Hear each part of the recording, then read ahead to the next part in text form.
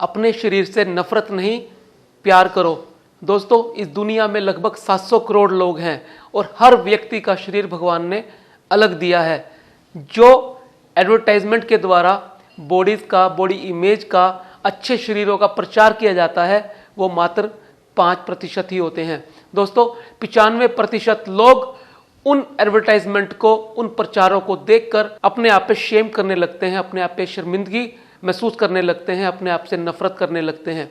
दोस्तों, सबसे पहली शर्त है मानव होने की और अपनी संभावनाओं में पूर्णतः प्रकट होने की, अपने आप से प्यार करना, अपने शरीर से प्यार करना।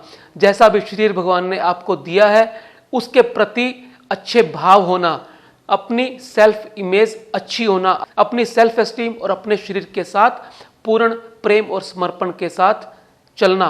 दोस्तों, यदि आपके मन में अपने बॉडी के प्रति शेम है, नफरत है, शर्मिंदगी है, तो आपका सेल्फ कॉन्फिडेंस बहुत हद तक कम हो जाएगा और आप इस दुनिया के अंदर जिस काम को करने के लिए प्रकृति ने, ईश्वर ने भेजे हैं, वो काम आप पूर्णतः नहीं कर पाएंगे। तो दोस्तों, यदि आप अपनी पूर्णता के अंदर, पूर्ण संभावनाओं के अंदर जीना चाहते हैं, अपने आप को बेहतर रूप से सफल बनाना चाहते हैं, तो आपको इस बॉडी शेम को खत्म करना होगा। आपको अपने आप से, अपने शरीर से प्यार करना होगा, जिसे हम रेडिकल सेल्फ लव कहते हैं। रेडिकल माने होता है मौलिक। जब आप मौलिक रूप से, जैसे बच्चा अपने शरीर से प्यार करता है, उसका चाहे रंग काला है, गोरा है, दुबला है, पतला है या किसी भी तरह का है, बच्चे को अपने शरीर से प्यार होता है। उसके मन के अंदर बॉडी टेररिज्म वाली भावना नहीं होती। दोस्तों, दुनिया के अंदर बहुत सारी किस्म के विरोधाभास हैं, दुनिया के अंदर बहुत सारी किस्म की डिस्क्रिमिनेशन है, भेदभाव है।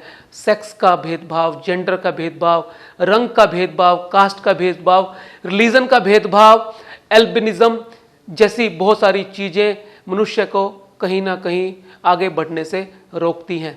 जब हम इन चीज़ों से पार पा लेते हैं तो हम अपनी पूरी संभावनाओं को उजागर कर सकते हैं। आज हम बात करेंगे एक ऐसी शानदार किताब के बारे में जिसका नाम है the body is not an apiology, जिसे लिखा है सोनिया टेलर ने। दोस्तों, बहुत शानदार किताब है जो आपको अपने शरीर से प्यार करना सिखाएगी, जो आपको रेडिकल सेल्फ लव के बारे में समझाएगी, जो आपके मन से बॉडी टेररिज्म को दूर करेगी। तो आइए चलते हैं शानदार किताब के सफर पर और जानते हैं 6 लेसन जो ये किताब हमें देती है। Number 1, radical self love versus shame. दोस्तों, हम सब ने बॉडी शेम के बारे में अवश्य सुना होगा। जब मनुष्य बड़ा होता है तब किसी ना किसी समय वो अपने शरीर के बारे में जागरूक होना शुरू हो जाता है। ऐसे ही वो दूसरों के बारे में भी जागरूक होता है कि दूसरे का शरीर किस तरह से है, और कई बार इस तरह की चीज़ें उसके सामने आती हैं जिससे उसे अपने और दूसरों के शरीर के बारे में डिफरेंस लगने लगता है, भेदभाव समझ आने लगता है। दोस्तों, ये भेदभाव उसके मन पर इस तरह से अंकित हो जाता है जिससे कई बार वो अपनी बॉडी के प्रति ही शर्मिंदगी से भर जाता है, चाहे वो वेट गेन की वजह से हो, चाहे वो रंग की वजह से हो, या फिर प्रचार करने वाली सामग्री जो इंटरनेट पर, सोशल मीडिया के जरिए या फिर टीवी एडवर्टाइजमेंट और कमर्शियल्स के जरिए प्रचारित की जाती है कि इस तरह की बॉडी अच्छी होती है और इस तरह की बॉडी गंदी होती है। यानी बॉडी की अलग अलग रॉन्ग और राइट डेफिनेशन समझाई जाती हैं। दोस्तों, दुनिया में मात्र 5% लोग ही ऐसे हैं जो उन सारी धारणाओं और उन सारी एडवर्टाइजमेंट के हिसाब से फिट बैठते हैं। 95% लोग तो उन एडवर्टाइजमेंट को, उन प्रचारों को देखकर अपने आप से गिलानी करने लगते हैं, अपने आप से शर्मिंदगी महसूस करने लगते हैं, क्योंकि उनकी उस तरह की बॉडी शेप, उस तरह का रंग, उस तरह का शरीर नहीं होता जो उन्हें उस दायरे में फिट करता हो जिसे हम सामाजिक सुंदरता कहते हैं। दोस्तों, यहाँ रेडिकल सेल्फ लव का यही अर्थ है कि हम अपने आप से प्यार करना सीखें और वो सारी की सारी धारणाएं जो हमारे मन में कभी ना कभी बचपन में या जवानी में अंकित हुई थी अपने शरीर को लेकर या दूसरों के शरीर को लेकर, उसे हम खत्म करें। बॉडी शेम को खत्म करके अपनी परसेप्शन को बदलें, अपने मन में जो भावनाएं, धारणाएं शरीर के प्रति हैं उस पे काम करें। Number 2, the type of pieces with body. आपने शांति के बारे में सुना होगा। अपने शरीर के बारे में भी 3 ऐसी शांति या 3 ऐसी चीज़ें हैं जिनके बारे में आपको पता होना चाहिए। दोस्तों, एक गणेश नाम का लड़का था, जब वो 10वीं क्लास में था तो एक बार उसके घुटने पर चोट लग गई। उसने उस चोट के बारे में अपने कज़न जो उससे बड़ा था उसको जाकर बताया। उसका कज़न उसके ऊपर हंसने लगा। वो उसे रोते हुए देखकर कहने लगा कि मैन डजंट क्राई, ओनली सिसिस, यानी औरतें ही रोती हैं, आदमी नहीं। ये बात उसके बाल मन पर अंकित हो गई और जैसे जैसे वो बड़ा होने लगा इसी बात के साथ जीने लगा। दोस्तों, उसने अपने दर्द को छुपाने के लिए उसे इग्नोर करना शुरू कर दिया। जब किसी भी तरह का मानसिक या शारीरिक दर्द होता फिर वो ड्रग्स और अल्कोहल्स, स्मोकिंग, सिगरेट वगैरह की लत में डल गया। तो दोस्तों, ज़्यादातर लोग अपनी भावनाओं को समझ नहीं पाते और लोगों के कहने से, लोगों के तर्कों से अपने आप को इस तरह से मोल्ड कर देते हैं कि वो किसी ना किसी नशे का शिकार हो जाते हैं। इसे समझने के लिए हमें 3 बातों को समझना होगा। पहली बात, पीस विथ नॉट अंडरस्टैंडिंग। दोस्तों, हमें उन बातों पे ध्यान नहीं देना है जो हमें सोसाइटी द्वारा, समाज द्वारा समझाई जाती हैं। हमें अपनी कॉन्शियस का इस्तेमाल करना है और उन सारे डिफरेंसेस को जो प्रकृति ने, नेचर ने व्यक्तियों के बीच में बनाए हैं बॉडी को लेकर, उन्हें अच्छे ढंग से, ठीक ढंग से समझना है। दूसरा, पीस विद डिफरेंस। दोस्तों, दुनिया में सब 700 करोड़ लोग अलग अलग शरीर और अलग अलग मन वाले हैं। दोस्तों, इसका अर्थ ये है कि ईश्वर, नेचर डाइवर्सिटी में विश्वास करते हैं, यानी जितनी ज़्यादा भिन्नताएं होंगी उतनी ज़्यादा विकास होगा, उतनी ज़्यादा इन संभावनाएं हमारा कुछ ना कुछ करने की बढ़ जाएंगी। शरीर के अंदर भी, हमारे हाथ में भी 5 उंगलियां बराबर नहीं होती, क्योंकि हर एक का अलग अलग काम होता है। हमारे शरीर के सारे अंग भी बराबर से नहीं होते, उन सबके अलग अलग काम होते हैं। एक क्रिकेट टीम के अंदर भी सारे के सारे प्लेयर अलग अलग काम करते हैं। इसी तरह से ही संसार के सारे लोग भगवान ने अलग अलग बनाए हैं, अलग अलग शरीरों के साथ बनाए हैं, अलग अलग मनों के साथ बनाए हैं, अलग अलग विचारों के साथ बनाए हैं। तो इसलिए हमें उन डिफरेंसेस को समझना होगा, उन्हें नज़रअंदाज करना होगा और अपनी पूरी संभावनाओं के साथ खिलना होगा। Number 3, peace with our own body.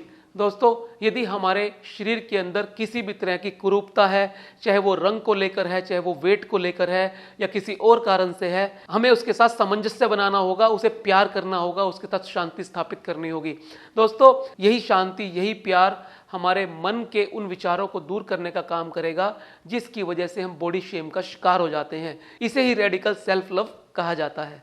दोस्तों, बॉडी शेम कंटेजियस होता है। ये उस इन्फेक्शन की तरह से है जो आपको अंदर ही अंदर खोखला कर सकता है। दोस्तों, ये हमारे शरीरों के डिफरेंस या भेद नहीं है जो हमें अलग करते हैं, ये हमारी शरीरों के प्रति सोच है जो हमें अलग करने का काम करती है। इसलिए हमें उस सोच को खत्म करना होगा, उस सोच को बदलना होगा जो हमें बॉडी शेम की स्थिति तक पहुंचाती है।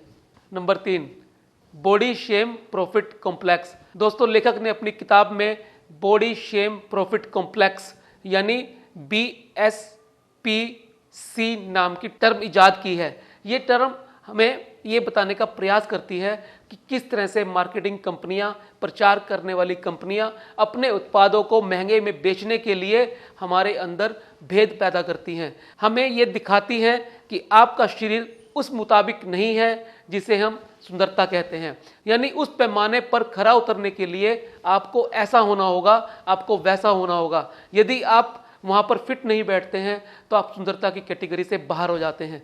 दोस्तों, ये कंपनियां 95% लोगों को अट्रैक्ट करने के लिए विभिन्न तरह की स्ट्रेटजी बनाती हैं और आपको इस बॉडी शेम प्रॉफिट कॉम्प्लेक्स का हिस्सा बनाती हैं।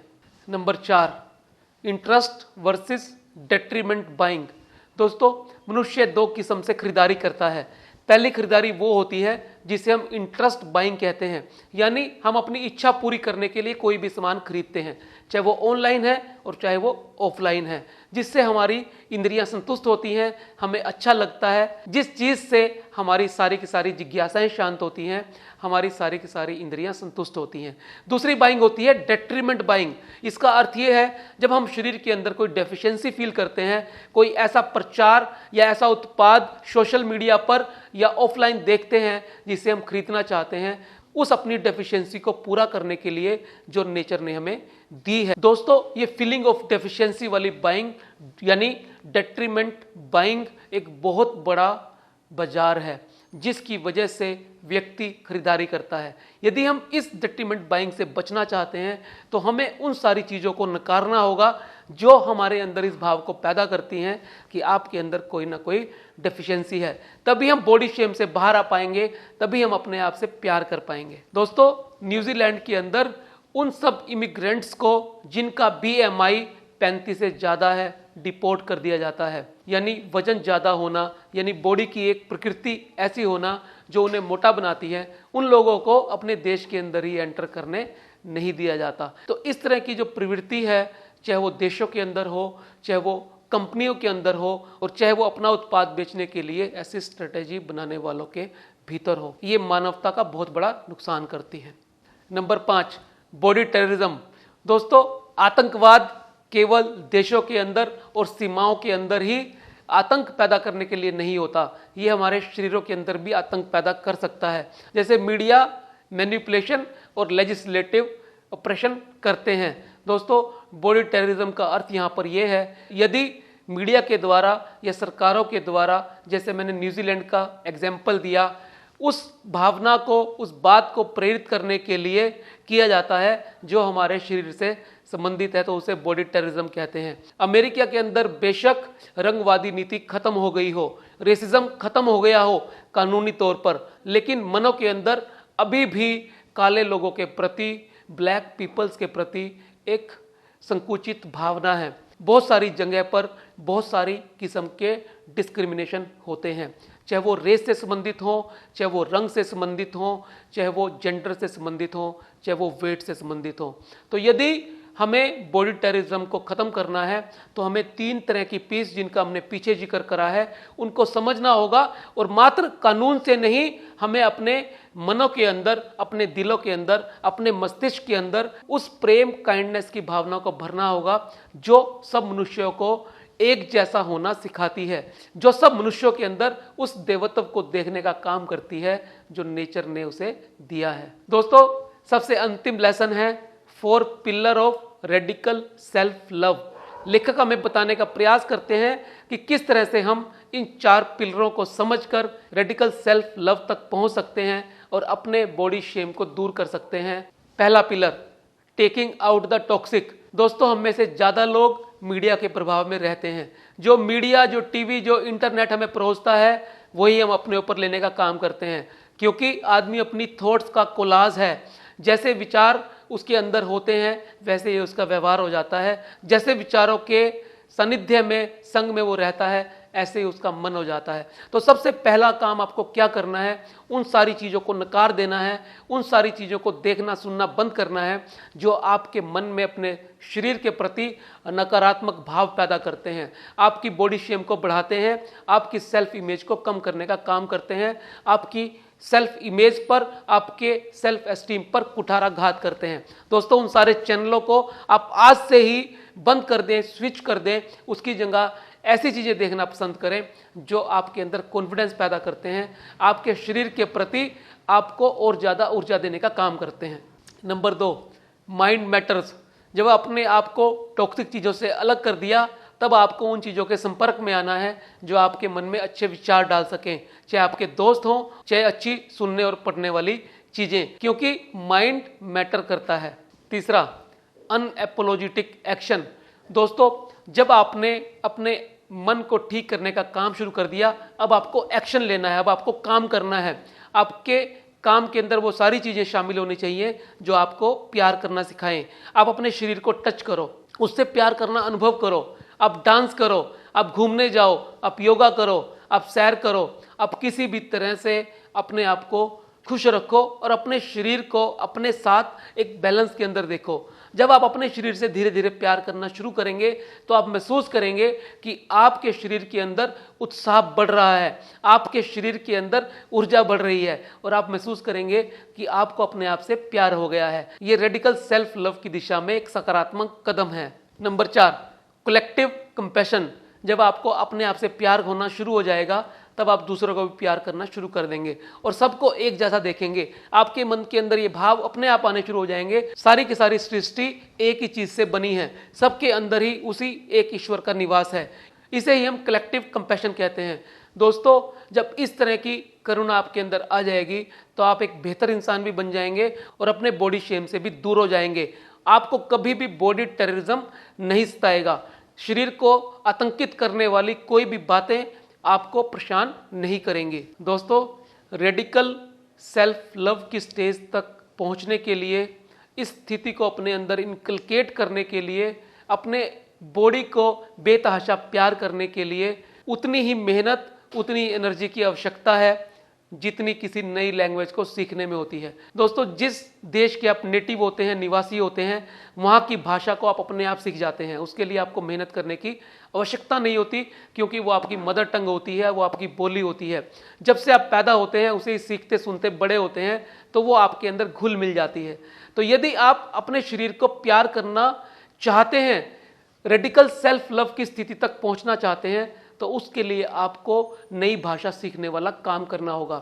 यदि आप हिंदुस्तानी हैं और फ्रेंच सीखना चाहते हैं, तो जितनी मेहनत आपको फ्रेंच सीखने में करनी है, क्योंकि उसके लिए आपको पढ़ना भी पड़ेगा, उसके लिए आपको लिखना भी पड़ेगा, लोगों से बात भी करनी पड़ेगी, यही काम आपको रेडिकल सेल्फ लव के लिए भी करना है। क्योंकि आपके मन के अंदर बहुत सारी धारणाएं अंकित हैं जो बचपन में हुई हैं। उन सब धारणाओं के दुष्चक्र को तोड़कर वापस आपको अपने आप से प्यार करना है, और ये तभी होगा जब आप रेडिकल सेल्फ लव को एक भाषा की तरह से ट्रीट करेंगे। दोस्तों, ये काम कानून से नहीं हो सकता। ये काम सिर्फ और सिर्फ आपके मस्तिष्क की धारणाओं को बदलकर किया जा सकता है। मैं उम्मीद करता हूं आज की समरी आपको बहुत अच्छी लगी होगी। यदि आप चाहते हैं सभी लोगों को इसके बारे में पता लगे और सभी लोग रेडिकल सेल्फ लव की स्थिति तक पहुंचे, तो इसे आप शेयर अवश्य करें। और इस तरह से और भी वीडियो देखने के लिए आप चैनल को सब्सक्राइब अवश्य करें और नोटिफिकेशन बेल दबाना ना भूलें। मिलते हैं अगले वीडियो में फिर एक नए विषय के साथ। तब तक के लिए नमस्कार।